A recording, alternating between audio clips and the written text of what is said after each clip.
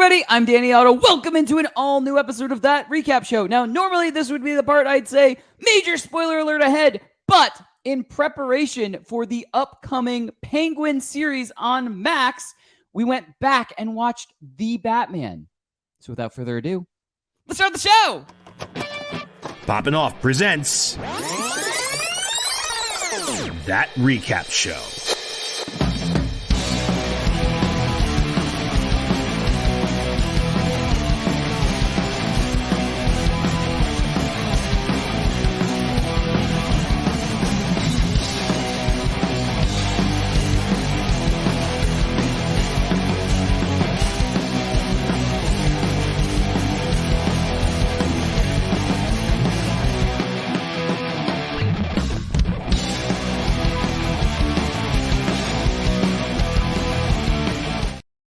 All right, joining with me to break down our favorite moments from The Batman, it's Jon Jon Rico! Hello. Hello! We're doing it, finally. I feel like I need to talk like this. Because I am vengeance. Just start brooding. Yeah. Well, we don't need like a super gruff Christian Bale Batman voice, but it's like, you gotta talk. Or Pete Holmes, for that matter. I'm a bat. Well, that's bad, man. Yeah, true. No, my bad. But if we really want to talk my extensive knowledge of Batman, yes, Pete Holmes will always come to mind when we talk about Batman. He has some of my favorite Batman skits and stuff like that. But that's almost perfect, by the way, because that leads into kind of my opening point about this movie. There were a couple of scenes in this movie that, I totally understand. They probably were not outwardly supposed to be comedic. But I genuinely laughed out loud at the two that I'm going to mention. There were a couple other moments that, I was like, oh, that could have been a comedy move. But the two that I'm going to mention, absolutely pure comedy. Like 110%, they knew what they were doing. First one is we get, and I'm not doing them chronologically in the order of their appearance in the movie, because I know the first one happens way after the second one I'm going to mention. But first one. When he's escaping using the wingsuit, when he jumps off the I guess the police building at that point. Yeah. And he's right, and he's flying through, and he it looks like he's gonna aim to land on the bus, but I think he just picks the worst possible time to pull the parachute, because he's lined up with the bus, and he's about to go underneath the bridge, and he pulls the parachute, which just makes him go up just a little bit, just enough, and he slams right into the bridge. If they added one sound effect to that particular moment in that scene, 100% comedy. If they added a bong, hit, as soon as he hit there, 100% pure comedy moment. So I giggled a little bit at that one. The second one, I legitimately laughed out loud because of the dry comedic delivery of this particular line in this particular scene. And it's when Batman is talking to Selina, and I'm assuming the first time that he's ever been to her apartment, and he just kind of he's looking around, and they're talking, and all of a sudden he goes, You got a lot of cats. Oh yeah, that's classic dry Batman humor is the best. It was like a Napoleon Dynamite delivered line type of thing. That dry humor, you're like, it's just an awkward line to say. But I laughed, legitimately laughed out loud. And the scene was over, and I was still kind of giggling at, I can't believe that just happened. Type of comedic moment. Perfect dry comedic delivery on the line and everything. I was just like, oh, this is pure comedy. But Rico, what were some of your instant reactions from the Batman? I love this movie to death, man. Everyone praises the Dark Knight trilogy, of course. They're some of the finest superhero movies that ever been made. Christopher Nolan is one of our best directors probably ever.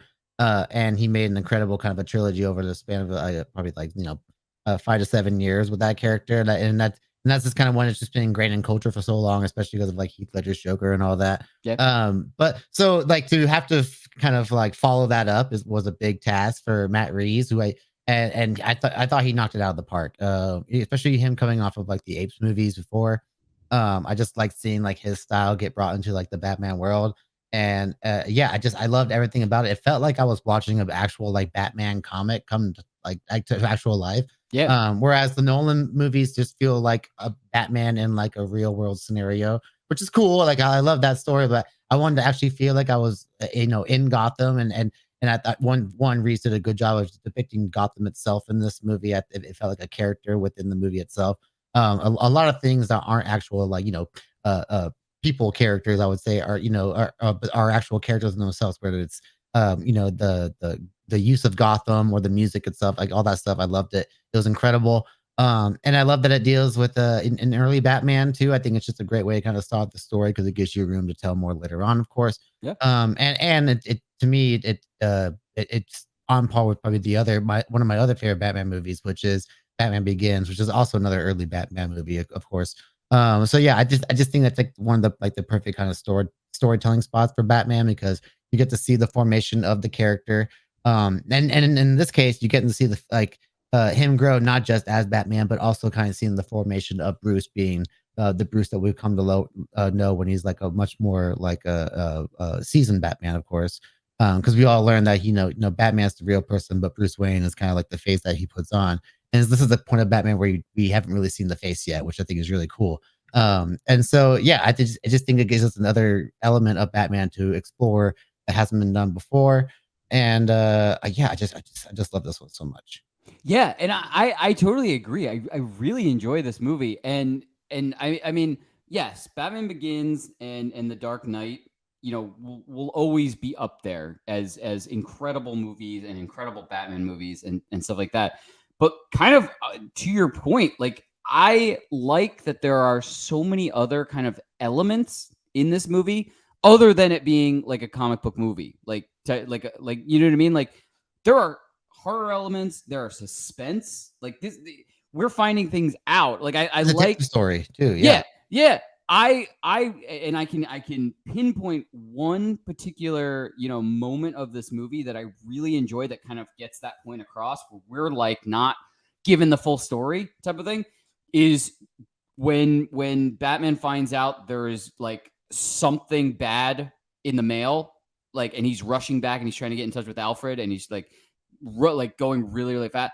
Mhm. You think that that's happening like at the Oh, same that's yeah. time. It It's keeps done so flashing. well. Yeah, it keeps flashing back and forth between Alfred seeing the mail and slowly opening it and Batman racing there type of thing. But it's not like when he finally gets through and the phone gets answered, you find out that the Alfred stuff had already happened. It was like Right. no matter what, like so interesting the way that they worked the elements of other kind of genres into this movie. Like that was Yeah. pure like suspense and stuff like movie. Like I did not know, like like lying to us type of thing. Yeah, Hey, it felt like it almost reminds you a little bit of the scene in The Dark Knight when they have the Joker interrogation scene and him giving the two addresses and he ends up duping them. yep. And to a degree, I like that part, but that whole suspense element of like that where they kind of play with the time is really cool. It almost feels like a David Fincher movie, kind of like Girl with the Dragon Tattoo or Yeah. Zodiac kind of a thing. I think they play with the elements of the detective story very well, and I think it's the first time we've really gotten like a true detective story out of Batman in a movie form like this. I think we've had like moments in the Dark Knight trilogy where he's using tech to kind of solve some things, but we never actually got to see him like looking at a crime scene, enhancing looking at all these really different like microscopic details. Like I really love the opening stuff when he's examining the crime scene of after the Riddler kills the Yeah. mayor, and he's noticing, yeah, he notices like little stuff around the wounds and what the wound causes after death and stuff like that. I think that was really cool, just kind of bringing that element to it. The use of the journal in the beginning where he's narrating what the day that's happening, like what his day is like, very reminiscent of like the Year One comics. I think is really, I thought that was amazing. And yeah, I think bringing that element to Batman was really cool, not just being like I'm a billionaire with tech. He's Right. like, no, I'm gonna actually like use my resources to actually solve what's going on here, and yeah, it's really cool. Yeah. I enjoyed this way more than I thought I was going to. Basically, Mhm. not that I didn't think I was going to enjoy it, but I was like, oh, it's it's a Batman Yeah, movie. I like Batman movies, but like just having all of these other elements in there was awesome. It just made the whole experience of it that much cooler in general. absolutely. But you want to get to some takeaways? Yeah, let's do it. Awesome. All right. I'm going to kick off takeaways. Now, kind of both of us have already started to, say this. There were a lot of really incredible scenes in this movie that stand out, and elements of this movie, that stand out and everything. One of the biggest for me that stands out, post watching it and kind of thinking about like, what I wanted to talk about here is the Batman Penguin car chase scene. Oh yeah. Not only is it intense and it's cool just in general, but we get it filmed mostly from the Penguin's perspective. Mm-hmm. And we see that dread in his face. Like we see like all of the range of emotions that the Penguin has during that entire chase scene. Like when he thinks he's starting to get away, and then when Batman's able to kind of still get back behind him, we see that dread. And especially that last moment where, the big fiery explosion, he thinks that, he's blocked Batman's path completely. And then Batman just flies through, and you see it on his face, just that dread flood over him. The shot of the boots walking towards him is just epic. I just remember that just from the trailer when they used that shot was just amazing, and it plays just as well in the movie as well. Yeah, it's incredible, and it goes back to exactly what I was just saying, like the elements of other kinds of like genres of movies, like that is pure like horror and dread. Like we're seeing like as if it were, a victim being chased by whatever monster or whatever scary thing is happening in a horror boogeyman, basically. Yeah. But we're seeing that in someone who you think the role should be opposite. Like you know what I mean? Like that's the crime boss, the criminal, like the type of thing. Like it was just such a really cool way to depict that scene and to show kind of the dread that that Batman has started instilling in the villains of Gotham type of thing. You know what I mean? Like it was just really cool to see that. Mm-hmm. And I don't think I've seen that kind of depiction, or at least not that vantage point of like a villain in a Batman movie so far type of thing. And so that was like, it really stood out to me. Like I said, tons of really cool scenes in this movie, and tons of really cool, elements from everything. Like we said, detective story, suspense, everything like that. But that scene just stands out to me, as such a cool way of doing that scene in general. Because you can have, really cool. In Nolan's trilogy, we had some cool car chase scenes and stuff with that crazy Batmobile that they had, and going all the way back to like Michael Keaton Batman type of thing. We had the crazy Batmobile, and we had cool chase scenes and stuff like that, and driving scenes. But like the staple of Batman movies, right? Yeah. But this was just had that little extra. That introduction of the Batmobile is just so important. Right. This is a cool looking Batmobile too, like the muscle car. Yeah, I think it's a really cool choice. Like I always like the ways they find the ways to make them different, of course, because like in the old days you have like this like nice looking Corvette, and then you have like the really funky looking Burton car, which I even know what car is. It's kind of like supposed to look like a race car, I guess, like one of those like McLaren race cars, I guess. I don't even know. And then you have the Tumbler, which is just a straight up tank. Right. Yeah. So I like here, like we're going with like the 90s / like current day thing, which is another thing I love about this movie. Like I don't even know what like timeline this is really supposed to be set. Like because it feels like it could be in like the early 90s, and it could also be like modern day as well. I think it's got to be more modern day. It's more modern day, but I just like how everything just feels old school. Like I think that's kind of where I'm getting at. But I just kind of like that he just had this classic car that's just really souped up, and oh man, I just love that. There's so many cool things, like little things to like about this movie. But Rico, what were some of your big takeaways from this? Another thing to kind of I'll add on to your point, because it kind of plays into my point as well. The whole like Batman being kind of seen as like a horror figure to like the villains. I think it's really displayed really well in the first scene in the movie, or after Riddler kills the mayor, but we get our first like thing with Batman, and he's doing the dialogue over Halloween, and like all the criminals, and the one guy robs the store, and then he looks down a dark alleyway, and because he gets scared shitless, and then runs off because he sees the signal out in the air. And I like the way he talks like the signals out there as like a symbol of fear to let them know I'm out there, basically. Which is just again, for me as a Batman fan, just love when they just put the emphasis on the bat signal and how he's a looming figure over the city like that. I think it was just really well done. And it plays the whole thing into Bruce's overall character arc as Batman too. Because he's seen, in that first fight with the gang when he takes them all out, but then the civilian is afraid of him. at the end, and that's kind of because he's vengeance, right? He's saying like Right. I'm vengeance, so he's kind of on this war path basically because he's still angry, Right. and he kind of goes to this thing where and then it goes to full circle at the end of the movie after he saves up everybody in the arena in Gotham Square Garden, which is I just think is like really great. Like they're not even like trying to avoid that they're trying to be like New York, which I love. Right. But still, after he makes the big sacrifice move with the cable, which I thought was really great. And then they kind of see that he could be a hero, like they don't have to fear him. There's that great shot where he helps the woman onto the gurney to get onto the helicopter, and then she holds onto him. Like that's Right. like the complete opposite of what he felt early on in the movie. So, and then it's that great monologue at the end because again, the narration I think is one of the key points for me here, where he talks about what he knows what his role is now as Batman, and I think it's just an amazing character arc for him. And we still get to see like we can still see him like develop the whole Bruce Wayne face of it too. Like Yeah. now that he knows what he can be within the city, we get to see how he can grow from here. And I think, yeah, I just thought the way they kind of like map that journey throughout the whole movie was just really well done.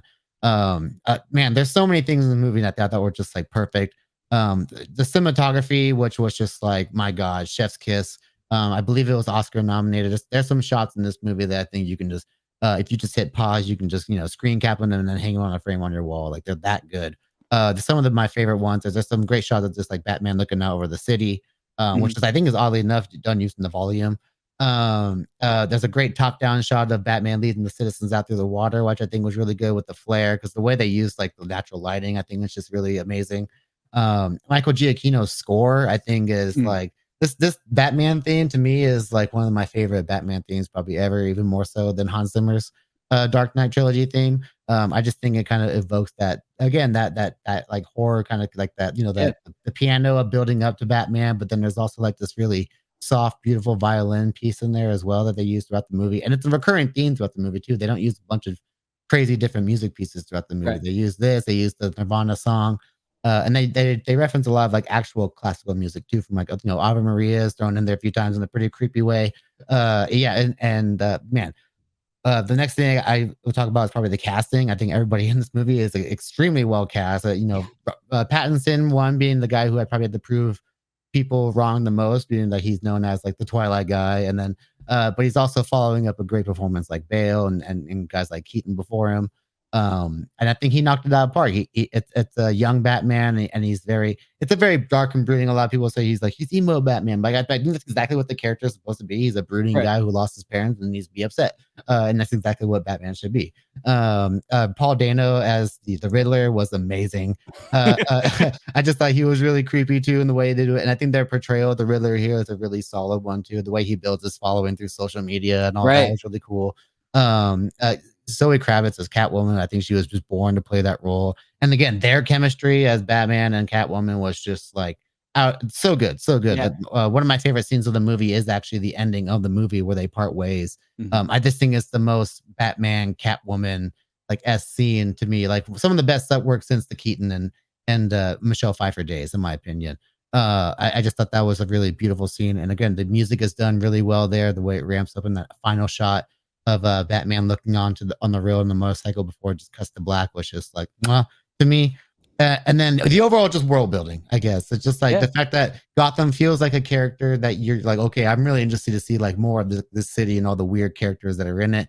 And the way they kind of throw in little kind of like nuggets to kind of like tease us later on too. So like we're getting stuff with the Iceberg Lounge, of course, and of Mhm. course like the way that we get stuff with the city. And we get a little glimpse of some of the weird characters in there as well. Some of the gangs that are hanging around in there too, like that kind of like half skull gang that we wonder who they're working with, and like we wonder if there's like some other people who are already out and about because he's like a year in or so, and we know he's already locked up some people. So Mhm. I'm wondering if there's some people already lurking about there who just haven't like made their play yet.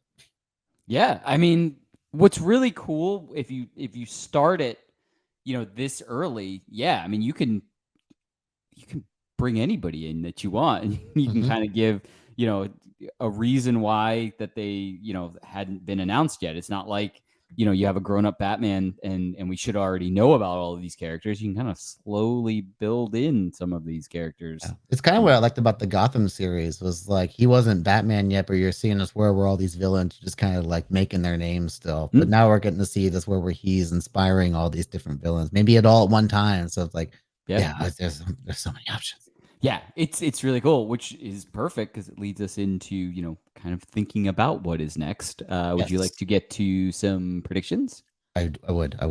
Awesome. All right, why don't you kick off predictions, and we can kind of do predictions about. I mean, obviously, what's next is the Penguin series, but like, looming in the future, TPD Yeah. is this the Batman sequel also. So like, we can kind of talk about anything we want here.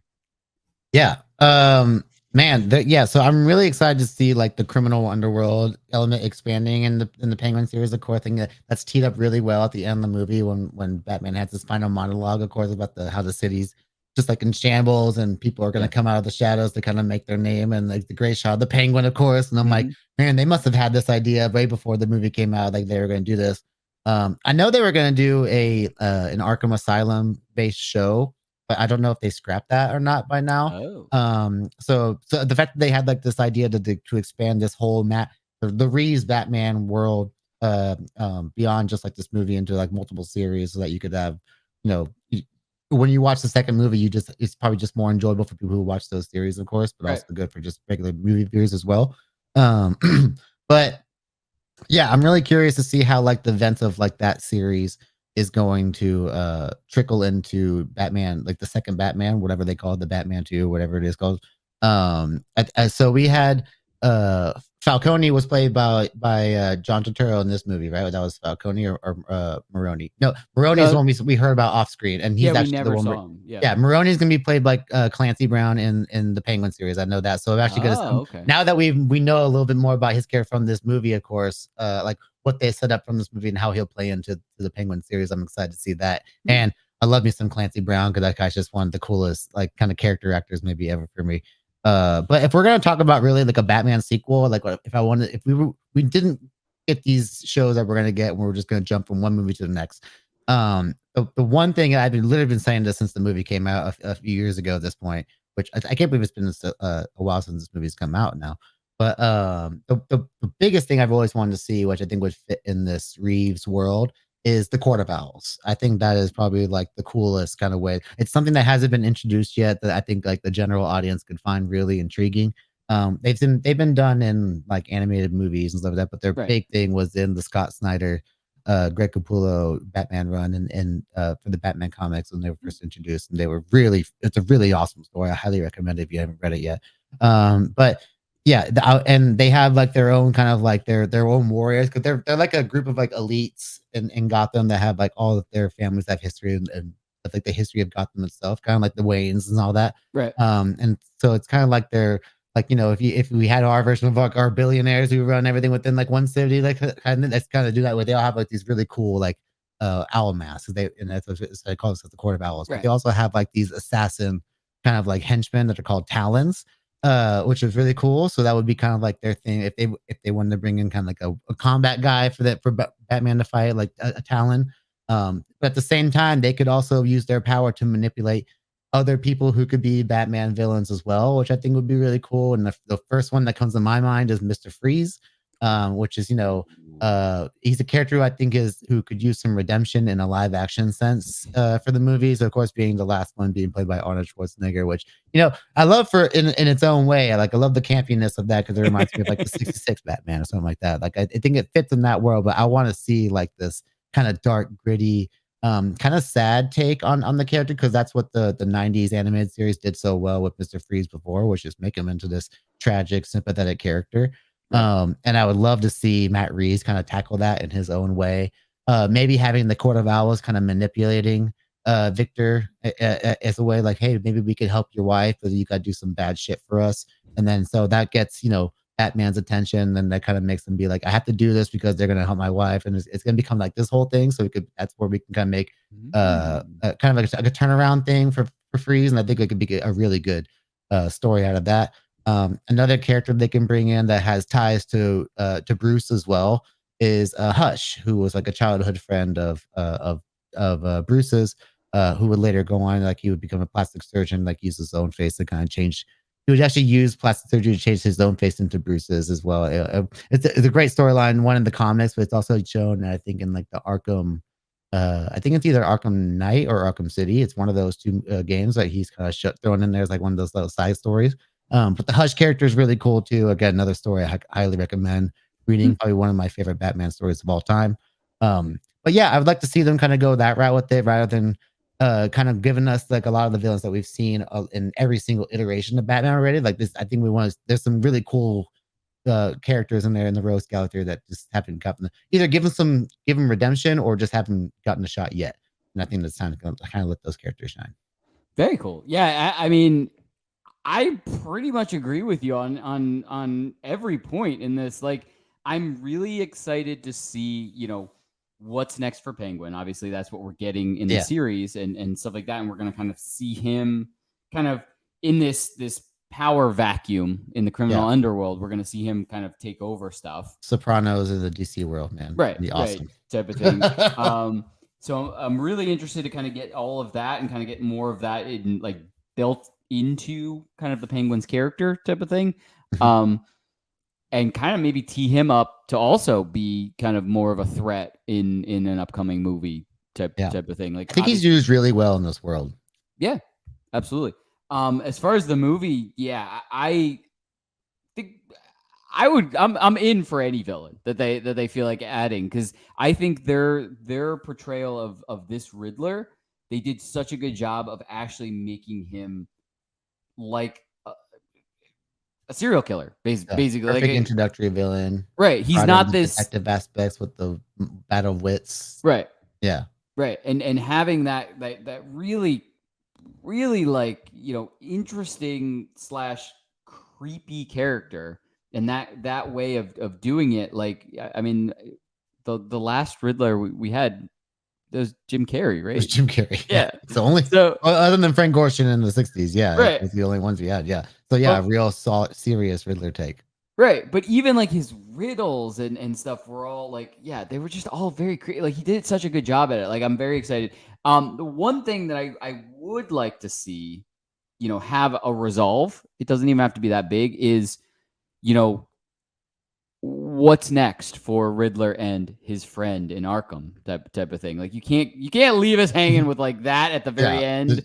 You can say who it's the Joker. Yeah, well, I know that, but he just says, he answers the riddle and goes, "A friend." And so I was just like, that's why I'm like, I just call him a friend. Did you see the deleted scene? No, with him and that. It's a great deleted scene where it's just basically the Batman visiting the Joker for information on the Riddler case. But they end up taking it out because it was just kind of like information that was already kind of going to be thrown in there later on. It was just kind of regurgitating the information we already knew. It was just kind of giving us that Batman Joker moment to kind of confirm that he was one of the first ones that he locked up like in that first year, which is really cool. But Barry Keoghan as the Joker it's really creepy and interesting stuff, and you get a lot better look at his face too. And I couldn't see him at all. It's freaking fascinating. Yeah, I highly recommend looking it up, and it's really great. Very cool. Yeah, but it's a cool scene, but it didn't need to be in the movie for sure. Yeah, but I mean, as far as like getting to the sequel, like that's pretty much the only thing I'm like, I just give me something of that like connection type of thing. But other than that, anything's fair game. Like, I'm excited for whatever they're gonna do. I kind of trust their vision from the first one. Like, I trust whatever villain they're gonna bring in, or villains, I guess, that they I wouldn't mind them sprinkled into the sequel in some points and being teased. I think that the Joker needs to be built up to probably a third movie at this point, right? Just because we're even getting Joker like standalone movies. So I think it's just one of those things where they don't want to like overflood the mainstream with a bunch of Joker. So I think we're gonna get like one in the third movie for sure. Like he's gonna have like a little bit of a rise to power. Right. I'm really interested to see how they like kind of like grow the relationship between those two. We need to see that cat and mouse like really cool relationship type of thing. Like, so I like when villains team up in the Batman world for some reason. but I'm very excited for the Penguin series, which we're getting very, very soon, and we will be recapping all of that too, which is gonna be a lot of fun. So we got a lot of Batman content, a lot of DC content coming up, actually. And wait, man, the DCU is about to start. And I know, and we get Elseworld stuff too, because Joker comes out next month as well. And there's a lot to look forward to. We got that. I mean, we got Creature Commandos coming out before the end of the year. Also, that's the first DCU project too. Technically. So here we go. We're off to the races now. Like they're back in the in the game. we got Marvel content, we got DC content, we're gonna eating good for the rest of this year. We got a lot of content that we're gonna be looking at, watching, and being able to talk about. It's gonna be fun. It's gonna be nice. It's gonna be fun rest of the year. But as we always say, that's what we think. Let us know in the comments below. What is your favorite moment from the Batman, and who is your favorite Batman? Who's your favorite Batman actor in general? Because I mean, there's a long list of actors that have portrayed the Caped Crusader. So there's no wrong answer. Everyone has kind of their own. And as always, don't forget, like, subscribe, and turn on notifications to hear about all of our latest audio and video podcast releases. Bye, everybody! Popping Off presents That Recap Show.